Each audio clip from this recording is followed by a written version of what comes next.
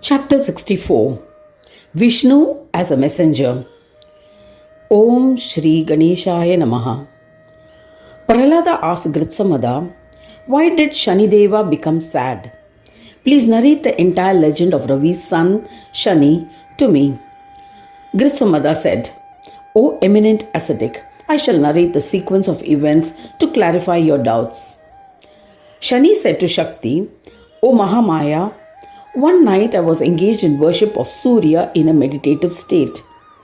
At the same time, my wife, seductively dressed in beautiful clothes and adorned in dazzling ornaments, approached me. She said, O son of Bhanu, I desire conjugal bliss. I plead to you. I have dressed for you and seek your attention. But as I was meditating, I did not notice her for 2 muhurtas. 1 muhurta is 48 minutes. She cast a curse on me in rage. She said, I was desirous of gratification. You have ignored me. So, whoever you set your eyes on will be destroyed. After cursing me in this manner, she left. O Jagadamba, since then I have not intently looked at anything. Hearing his words, Jagadamba said to him, Shanideva, meet Dundi with devotion and you will receive redemption. Heeding to Shakti's words, he looked at Lord Ganesha with devotion. He was seated with his gorgeous wife. But as a result of being looked upon by Shani, a surprising event transpired. The head of Ganesha disappeared. There was uproar everywhere.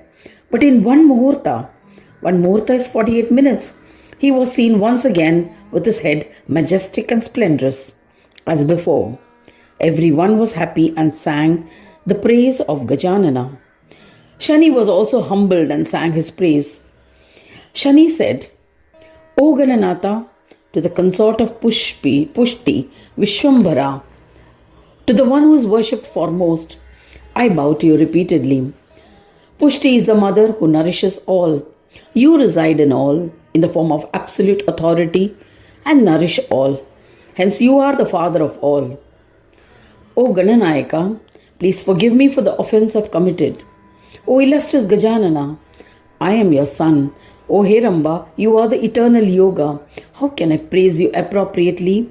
It has not been possible even for Vedas and Shastras and eminent yogis to adequately praise you.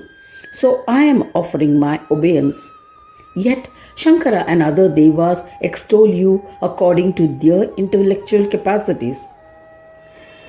O Lord, I too am extolling you with my limited intellect.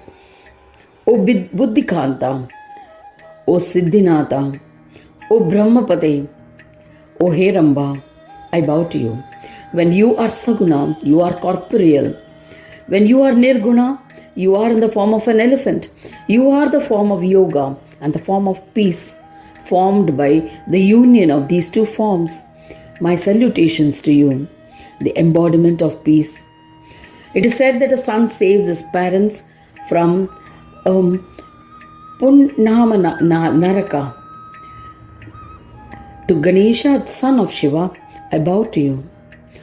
To your left is Maya Siddhi, and to your right resides Buddhi, also form of Maya. To Ekadanta, who brings about their union to form an undifferentiated form, I bow to you. After praying in this manner, Shani was overwhelmed. A thrill spread through his body and he was overcome with devotion. He performed Sashtang Namaskar. Lifting Shani up, Ganadisha said, O Shanishwara, ask for a boon, I shall fulfill it. This stotra composed by you will enhance love for me. The one who reads or listens to it will be bestowed with fulfillment of all his desires. Shani then requested Gananatha, O Lord, grant me steadfast devotion to you. Please grant me freedom from the curse. O Lord of Asuras, Prahlada, Gritsama said. Ganaraja replied, O son of Surya, your devotion to me will be steadfast. There is no doubt about it. O Shanishwara, only if you look at anyone angrily will he be destroyed. At other occasions, the curse will be ineffective. Thereafter, Shani went to Vishnu, paid obeisance and requested him to initiate him into the purifying Ganesha worship.